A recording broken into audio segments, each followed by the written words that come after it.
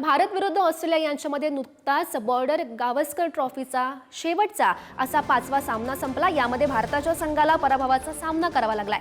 Team इंडियाला या मालिकेमध्ये 1-3 अशी ट्रॉफी गमवावी लागली आहे। त्याचबरोबर भारताच्या संघानं वर्ल्ड टेस्ट चॅम्पियनशिपमध्ये जाण्याच्या आशा देखील संपुष्टात आणलेल्या आहेत। भारताच्या संघानं हा सामना 6 विकेट्सनं गमावलाय। भारताच्या संघाची या मालिकेमध्ये खराब फलंदाजीमुळे पराभवाचा सामना करावा लागला असं म्हटलं तरी वावगं ठरणार नाही। भारताचे अनुभवी फलंदाज त्याचबरोबर भारताचे युवा खेळाडू सुद्धा संघासाठी मोठी कामगिरी करू शकलेले नाहीयेत। आणि या संदर्भात अधिकची माहिती जाणून घेऊयात। आमचे प्रतिनिधी पद्मेश पवार सध्या आपल्यासोबत आहेत। पद्मेश, गौरी, आपण जर बघितलं तर ऑस्ट्रेलियाने जवळपास 10 वर्षानंतर बॉर्डर गावस्कर जी सिरीज आहे त्यावरती आपलं नाव कोरलेलं आहे।